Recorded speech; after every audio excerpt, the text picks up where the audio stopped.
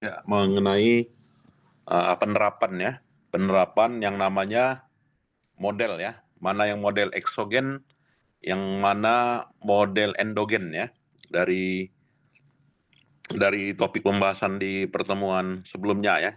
Nah, untuk mengetahui variabel endogen dengan eksogen, maka terlebih dahulu kita harus membedakan ya, yang mana dikatakan variabel tergantung ya, atau variabel terikat, kemudian mana yang dikatakan dengan variabel bebas gitu ya, mana yang dikatakan dengan variabel moderator, mana yang dikatakan dengan variabel antara, ya kan? Mana yang dikatakan dengan variabel laten dan manifest, kemudian mana yang dikatakan dengan variabel endogen dengan eksogen. Nah, nanti pada saat penyusunan tesis gitu ya, ini harus jelas gitu ya, harus jelas bisa menjawab gitu ya, yang mana dikatakan variabel laten, mana variabel manifest ya, dan juga variabel endogen dengan variabel eksogen. Nah, kita kalau mau melihat variabel tadi di kursi apa di ayunan itu yang warna hitam? ya, kalau kita mau ini di kursinya ada, kursi panjang ini. Oh ya.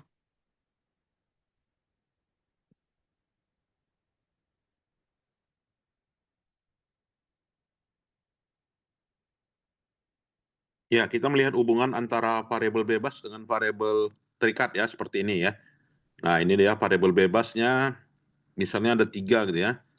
Intelijensi, kematangan emosi gitu ya, sampai pada kematangan sosial gitu ya. Berpengaruh terhadap kualitas pelayanan jasa. Nah, ini menggambarkan bagaimana hubungan antara variabel bebas dengan variabel terikat ya. Kemudian kita mau melihat hubungan antara variabel bebas dengan variabel tergantung di bidang ekonomi gitu ya. Sama juga tadi ya.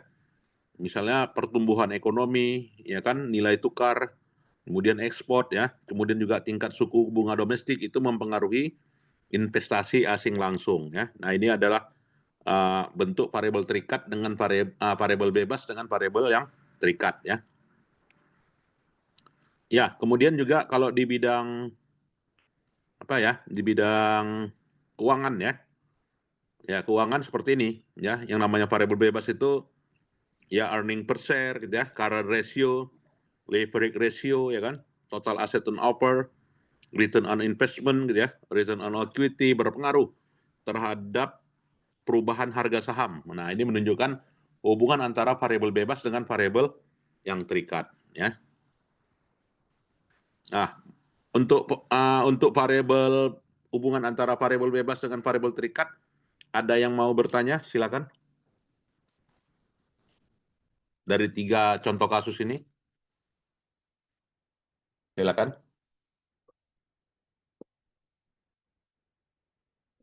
Oh, udah cukup jelas ya? Iya, boleh. Mau matikan kamera juga boleh ya? Silakan aja. Ya, kemudian posisi variabel moderator dengan variabel bebas gitu ya.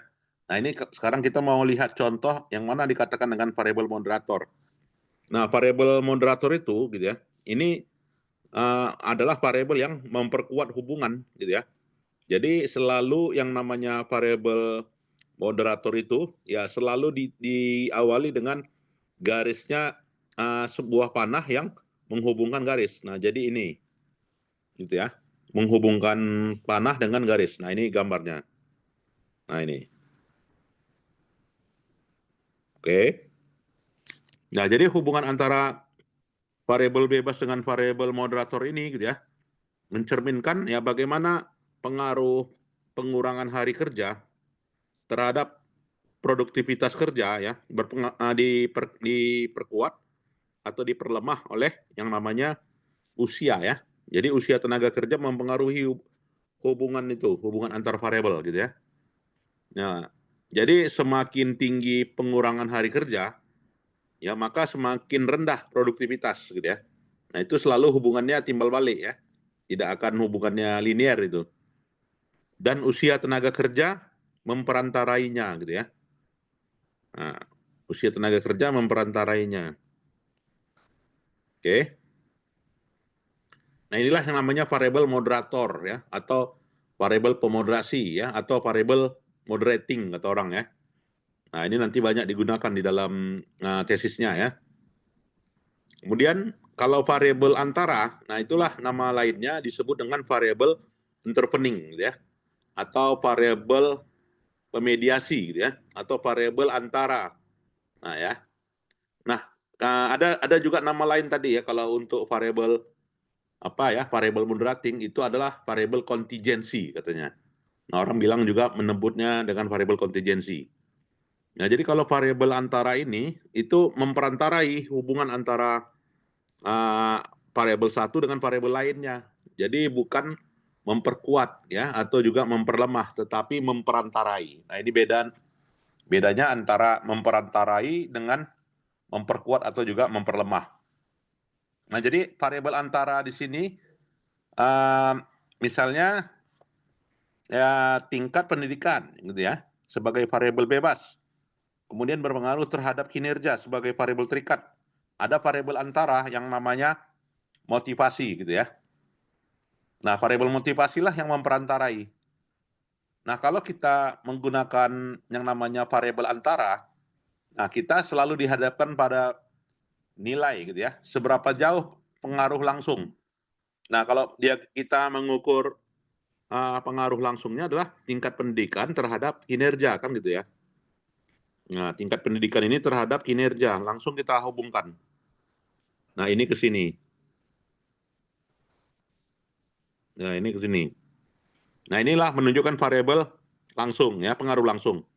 Nah, kalau dia pengaruh tidak langsung, ya pengaruh tidak langsungnya maka ya kita ngukur ini ke sini gitu ya. Ya, ini ke sini. Ya, ini ke sini, kemudian ini ke sini. Jadi tambahnya 2 ya.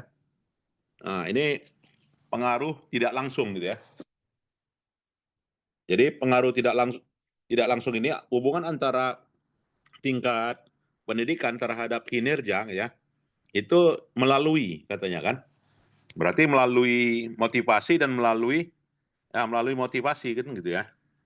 Jadi tingkat pendidikan melalui tingkat pendidikan mempengaruhi kinerja. Dengan kata lain, motivasi harus tinggi gitu ya. Kalau motivasinya rendah ya apa gitu ya, pengaruhnya kecil gitu ya. Maka di sinilah yang namanya pengukuran tidak langsung, indirect effect gitu ya. Dan total effect ya, maka di sini kita tambahkan ya. Nah, ini dia. Jadi penjumlahannya ya ini dijumlahkan dulu berapa nilai koefisiennya ya kan. Ini dijumlahkan dulu lalu dikalikan dengan ini.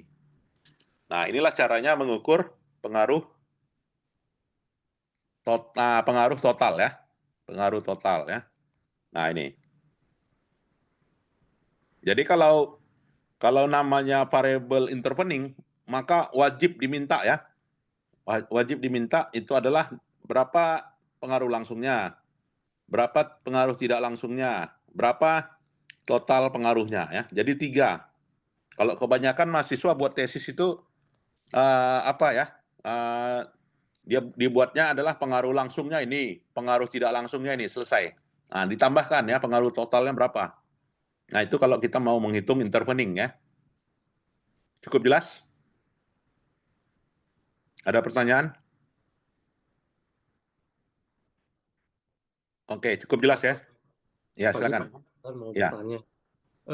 Kapan kita menggunakan variabel antara ini ya? Atau kapan kita menggunakan variabel untuk memoderasi variabel yang lainnya?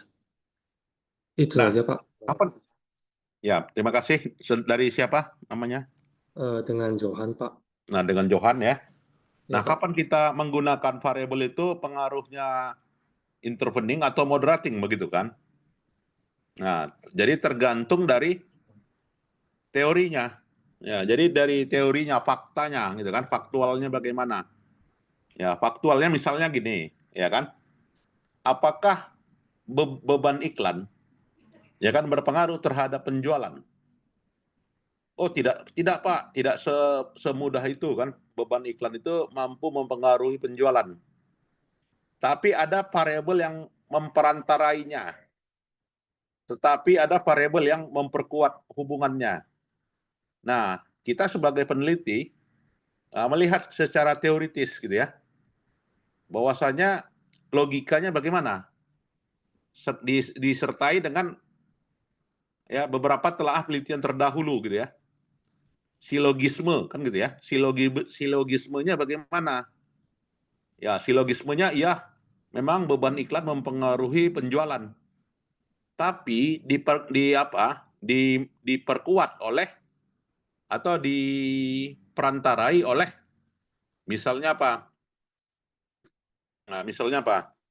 Misalnya platform gitu ya. Nah, platform itu atau medianya gitu kan. Beban iklan itu berpengaruh terhadap penjualan apabila diiklankan melalui media sosial gitu kan. Dibandingkan dengan media cetak misalnya. Nah, jadi media cetak atau juga media sosial gitu ya. Itu variabel antara atau variabel pemoderasi. Nah, justifikasinya sejauh mana? Ya, kalau kita lihat ya penjualan itu meningkat kalau di saat ini gitu kan.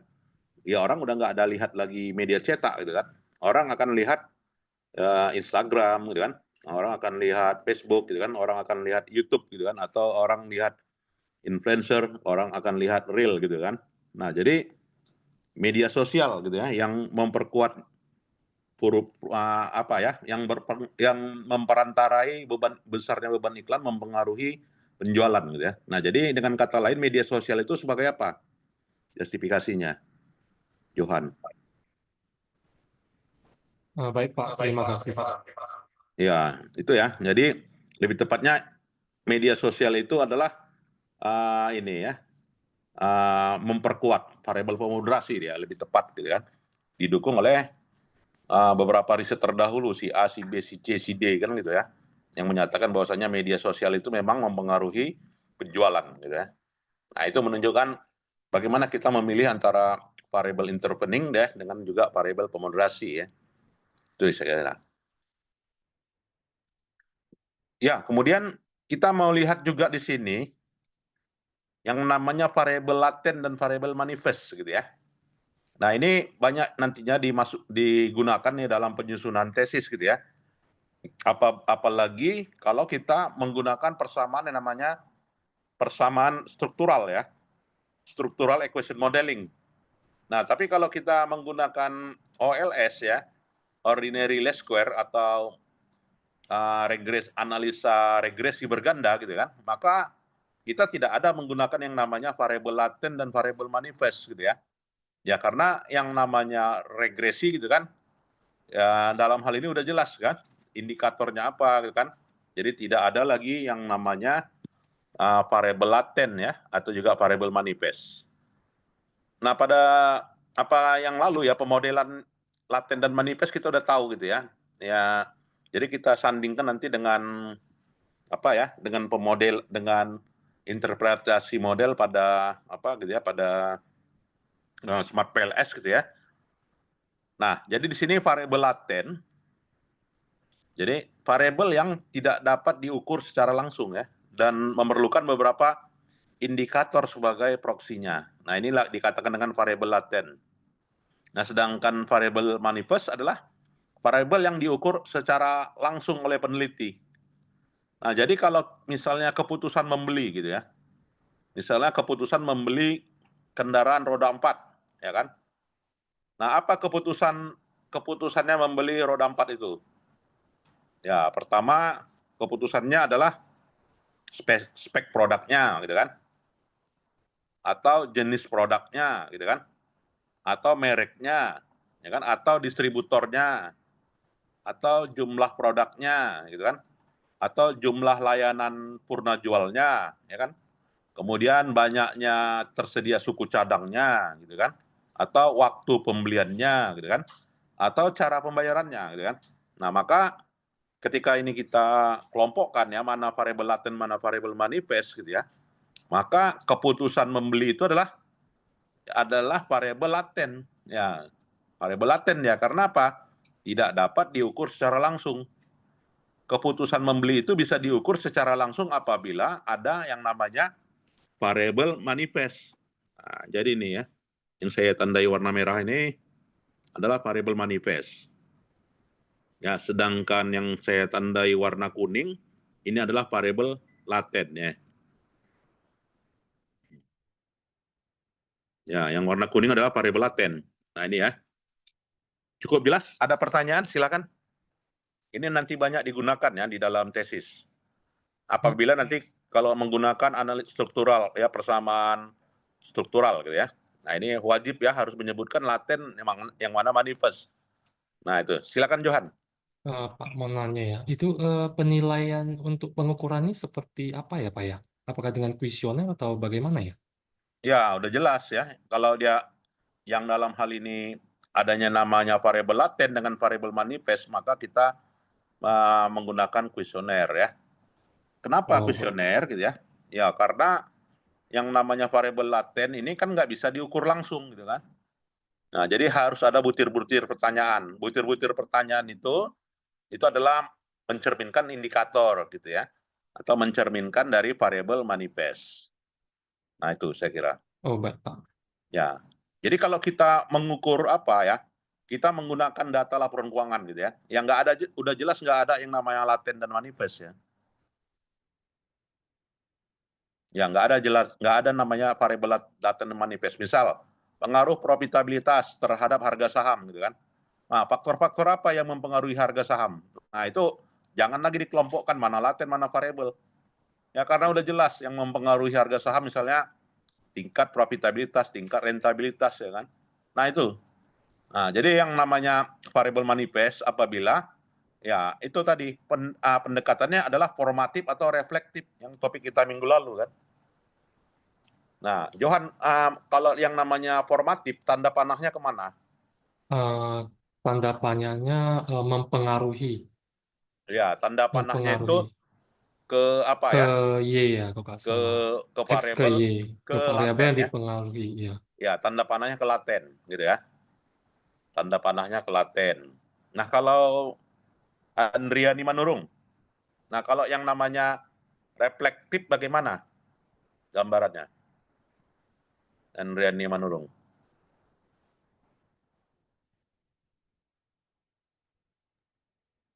Reflektif, Pak, dari variabel manifest ke variabel laten. Iya, jadi Gitu ya, tanda Pak? panahnya dari variabel manifest ke variabel laten. Nah, itu ya yang namanya reflektif. Ya reflektif ya. Kalau dia formatif ya itu tadi ya,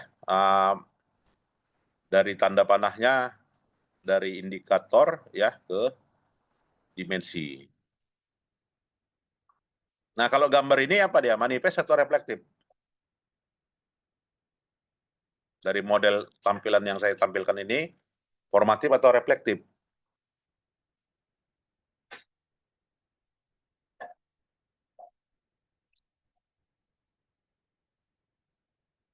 Ada yang bisa Formatif. jawab? Kenapa? Formatif atau reflektif?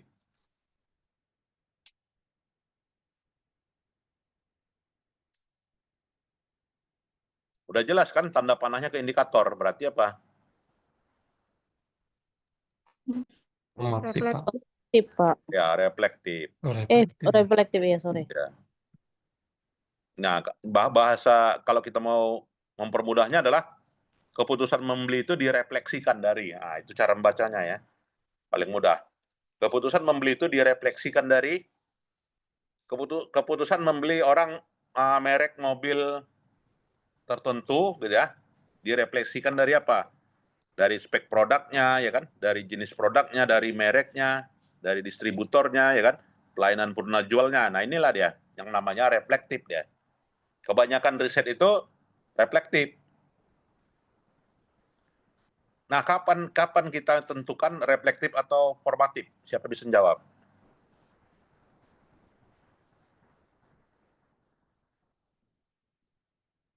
Silakan.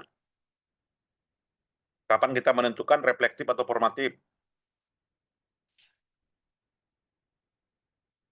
Ada yang bisa?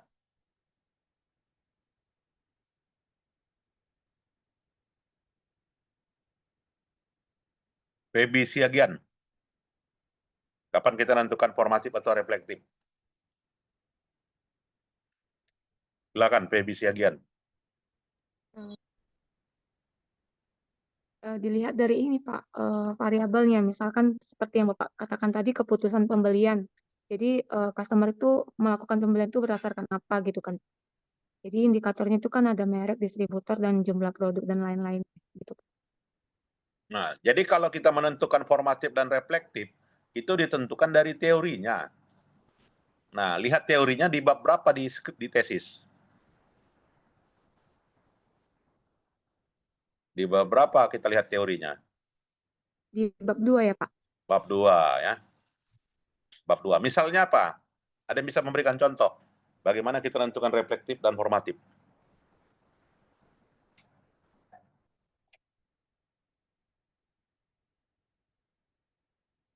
Ada yang bisa memberikan contoh? Ini krusial ya, jadi nanti waktu defense tesisnya kan ditanya ini, seperti ini.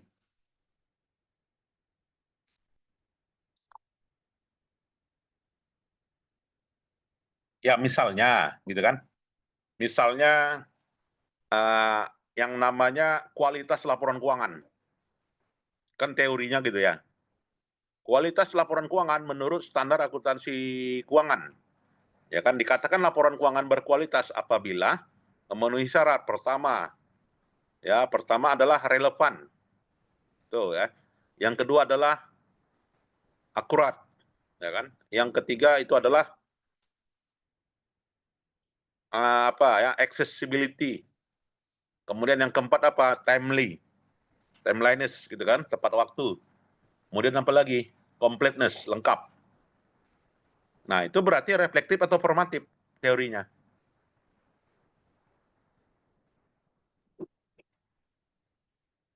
Silakan, saya bisa menjawab.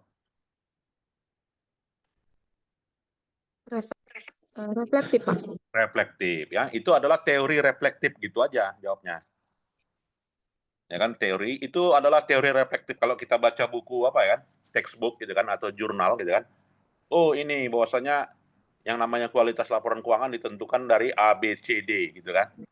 Nah, jadi kalau ada pertanyaan seperti ini, misalnya bahwasanya yang namanya akuntabilitas ya, akuntabilitas publik ya, akuntabilitas publik tercermin dari, nah, seperti itu baru ya akuntabilitas yang dikatakan akuntabilitas orang sudah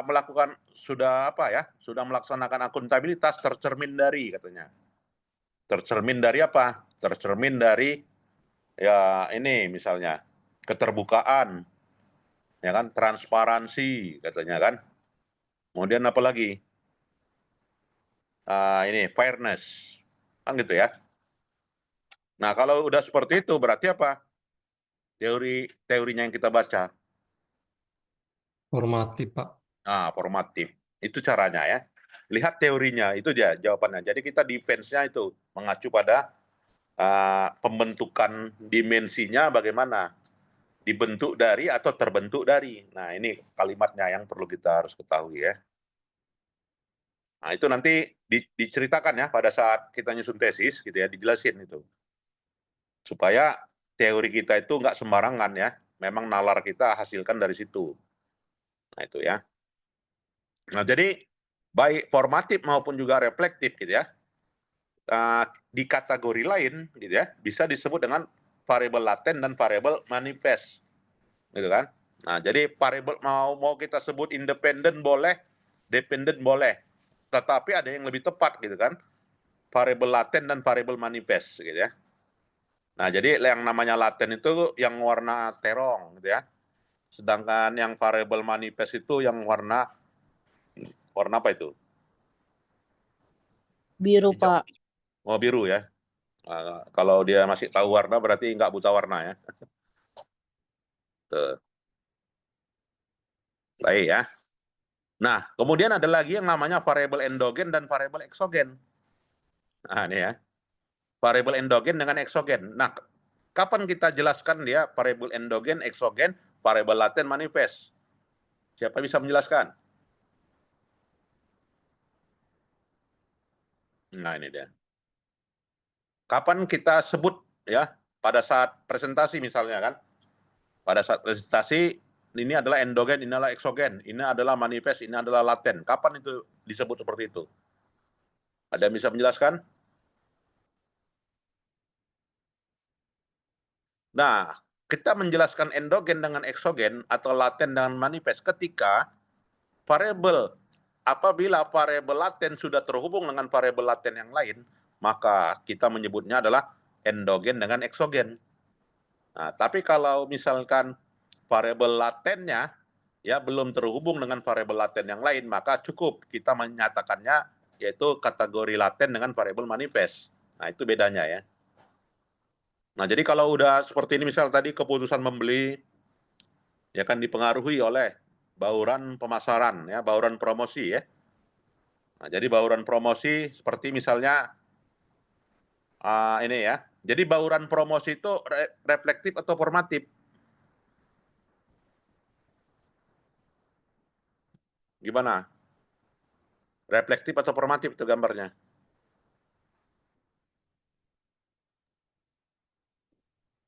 Siapa yang bisa Oh, menjelaskan? Reflektif ya, Pak? Ya, formatif ya. Oh iya. Formatif ya, bauran pemasaran dibentuk ya kan dari hubungan masyarakat, periklanan kan tanda panahnya ke indikator ya. Berarti Pak, indikatornya itu bauran promosi ya? Ya, betul. Bauran promosinya laten ya. Indikatornya rectangle gitu ya. Square ya. Sedangkan rectangle itu laten.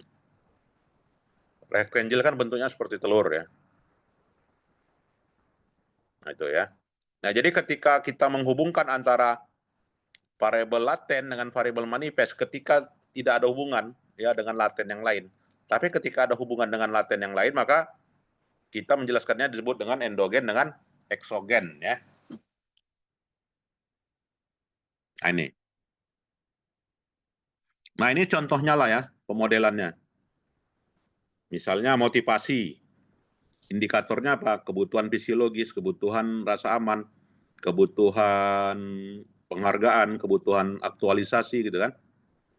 Kemudian fungsi kepemimpinan. Kemudian lingkungan kerja. Kemudian kinerja. Kemudian karir. Nah, jadi kapan dia reflektif atau formatif tergantung teorinya. Motivasi ya kan dibentuk dari kebutuhan fisiologi, kebutuhan rasa aman, kebutuhan sosial, kebutuhan penghargaan. Nah, itu adalah variabel formatif. Nah, kalau misalnya reflektif, maka motivasi terbentuk dari kebutuhan ya, tetapi kebutuhan fisiologis, kebutuhan rasa aman, kebutuhan sosial membentuk motivasi. Nah, maka itu adalah formatif ya. Reflektif apabila motivasi tercermin dari kebutuhan fisiologis. Nah, itu cara membacanya. Semuanya tergantung dari teorinya gitu ya. Menurut siapa itu dikatakan reflektif, menurut siapa itu dikatakan formatif. 11? Oke ya, cukup jelas ya. Ini nanti landasannya kalau kita menggunakan asumsi pemodelan SEM ya. Tapi kalau pemodelannya regresi ya kita tidak mengenal istilah itu. Cukup dikatakan independen, ini dependen, ini moderating, ini intervening, selesai gitu ya. Nah, jadi barulah dispesifikasikan modelnya kepada persamaan ya. Nah, dengan persamaan dan menggunakan simbol ya. Simbol-simbol statistik seperti ini. Jadi dari setiap masing-masing indikator itu ada bulat, tanda bulat seperti ini. Nah, kenapa dia bulat seperti ini? Ada yang bisa jawab? Ini. Kenapa dia bulat seperti ini? Silakan.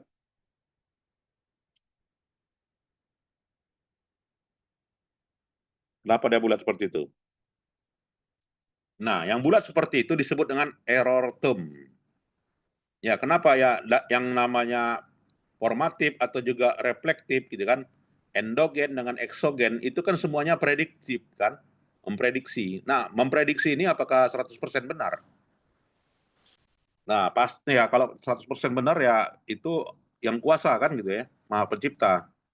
Nah, yang namanya estimasi ya berarti ada yang error gitu kan. Nah, namanya disebut dengan error term yang bulat, yang rectangle seperti itu. Error term ya. Jadi setiap estimasi indikator, apakah indikator ini mencerminkan laten gitu ya, ya nggak 100% kan gitu kan.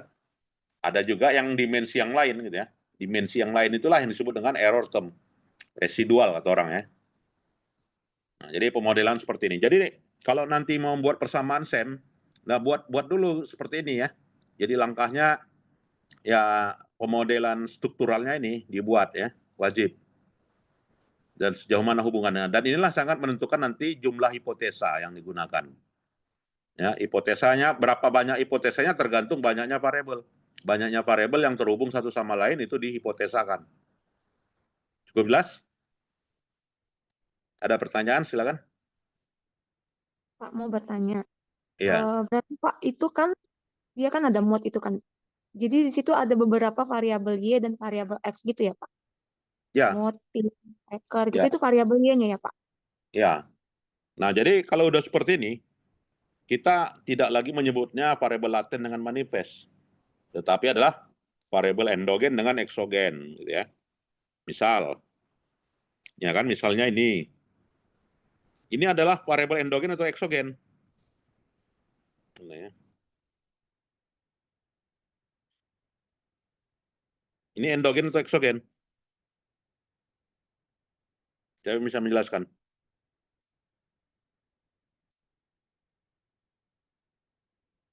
Endogen atau eksogen? Silakan. Variabel endogen ya Pak. Ya, variabel eksogen. Kenapa eksogen? Karena kan dia variabel yang mempengaruhi kan. Nah, kalau udah namanya KIN, ya kan berarti adalah variabel endogen. Kenapa dia endogen? Karena adanya eksogen yang mempengaruhinya. MOT, PTM, LKR itu kan mempengaruhi KIN. Ya kan yang mempengaruhi KIN itu adalah eksogen. Sedangkan yang dipengaruhi oleh faktor-faktor yang mempengaruhi KIN itu adalah eksogen ya, dan KIN itu adalah endogen. Nah, akan tetapi KIN yang tadi sebelumnya itu adalah variabel endogen berubah menjadi eksogen apabila dihubungkan dengan TDJ-AG. Nah, itu ya. Ketika dihubungkan dengan ini, ya maka KIN ini adalah udah berubah dia menjadi eksogen. Yang sebelumnya dia adalah endogen. Cukup jelas? Bisa dipahami? Nah, KIN itu juga ketika berhubungan dengan karir, maka karir ini adalah endogen dan KIN ini adalah eksogen. Tetapi ketika dihubungkan dengan MOT dan juga FIM dan juga LKR, maka itu adalah variabel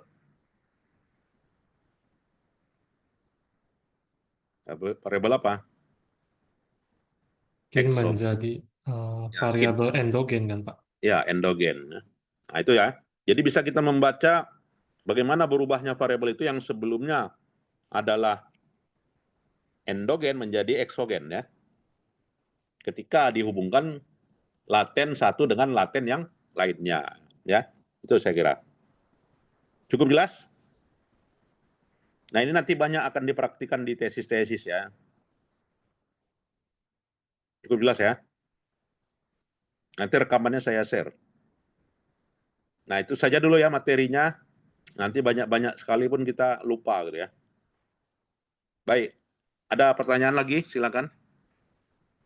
Cukup ya? Pak, izin bertanya, Pak. Iya.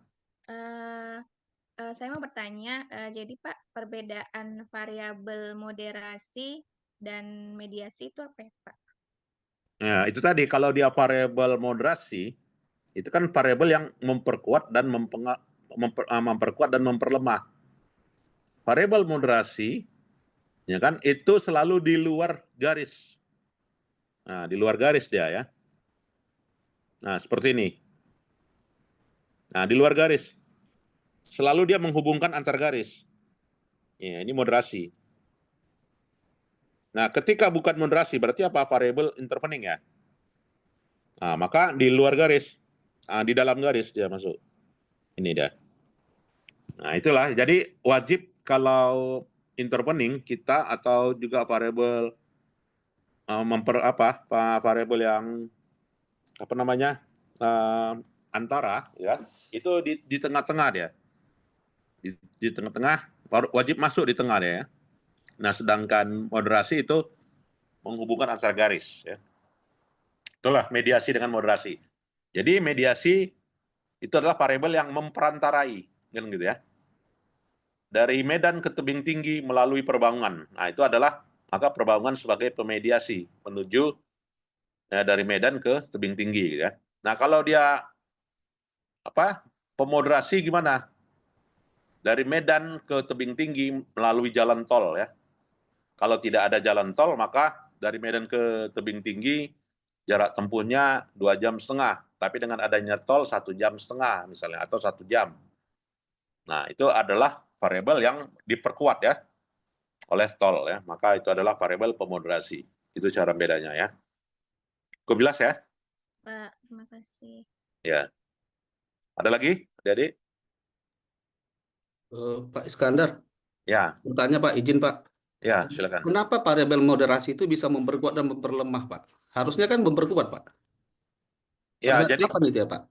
ya jadi kan kita beranjak pada hipotesa kan gitu ya. Beranjak daripada justifikasi hipotesa.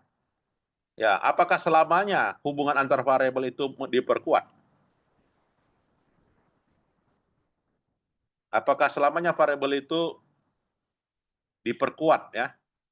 Variabel lain itu diperkuat atau variabel lain itu ada diperlemah? Kira-kira dari justifikasi teorinya gimana? Ada diperkuat, ada diperlemah kan gitu ya. Jadi nggak selamanya memperkuat. Misalnya apa contohnya? Ada yang bisa memberikan contoh? Kenapa bisa diperlemah? Nah, itu aja dulu. Kalau diperkuat udah tahulah kita ya. Kenapa bisa diperlemah? Misal gini kan. Ya, misalnya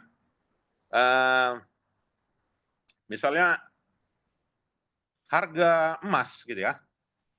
Fluktuasi harga emas maka memperkuat atau memperlemah kurs dolar. Harga emas dunia mempengaruhi kurs dolar gitu kan. Kurs dolar. Maka ya tidak selamanya gitu kan. Kurs dolar itu dipengaruhi oleh harga emas. Ada variabel yang memperlemah gitu kan. Kalau yang namanya